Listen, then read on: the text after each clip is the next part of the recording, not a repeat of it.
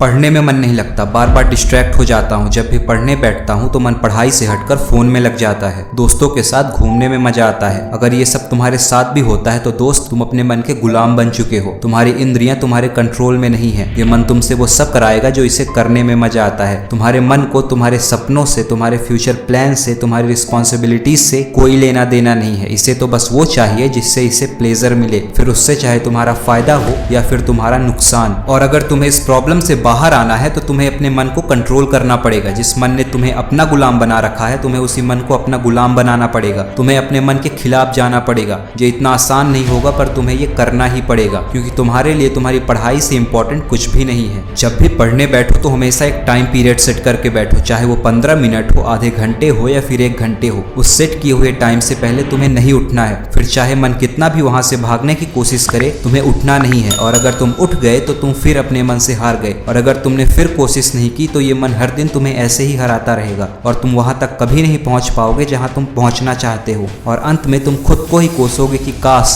मैंने पढ़ लिया होता। अगर ये दिन नहीं देखना है तो लड़ो अपने मन से, लड़ो अपने इंद्रियों से और वो करना शुरू करो जो तुम्हारे लिए इंपॉर्टेंट है, ना कि वो जिससे तुम्हारे मन को मजे आते हैं। तुम्हारी लड़ाई बाहर दुनिया में किसी से नहीं, बल्कि ये तुम्हारे ही भीतर के तुम्हारे इस मन से है। जब भी ये मन तुम्हें भटकाने की कोशिश करे तो एक बार अपने सपनों को याद कर लेना और फिर पूछना अपने आप से, क्या ये तुम्हारे लिए सही है? क्या इससे तुम अपने सपनों तक पहुंच पाओगे? क्या इससे तुम उन उम्मीदों को पूरा कर पाओगे जो तुम्हारे माता पिता ने एक्सपेक्ट की है? पढ़ना तो पड़ेगा, कोई ऑप्शन नहीं है। माना कि इस मन को कंट्रोल करना इतना आसान नहीं है, पर ये मुश्किल तुम्हारे सपनों से बड़ी नहीं है, तुम्हारे माता पिता की उम्मीदों से बड़ी नहीं है। आज भले ही ये पढ़ाई तुम्हें बोझ लग रही है, पर अगर तुमने आज हार नहीं मानी तो यही तुम्हें सक्सेसफुल बनाएगी। यही पढ़ाई तुम्हें तुम्हारी ड्रीम जॉब दिलाएगी। यही पढ़ाई तुम्हारे सारे सपनों को पूरा करेगी। अगर इन किताबों में तुम्हारा मन नहीं लगता तो भी तुम्हें इन्हें पढ़ना पड़ेगा। अगर पढ़ने के लिए लगातार बैठा नहीं जाता तो भी तुम्हें बैठना पड़ेगा। अगर सब्जेक्ट्स तुम्हें बोरिंग लगते हैं फिर भी तुम्हें उन्हें रिवाइज करना पड़ेगा। तुम्हें अपने मन को हराना पड़ेगा। तुम्हें खुद को इन डिस्ट्रैक्शन से दूर करना पड़ेगा, क्योंकि सक्सेस ना तुम्हें दोस्तों के साथ घूमने से मिलेगी और ना ही फोन में एंटरटेनमेंट करने से।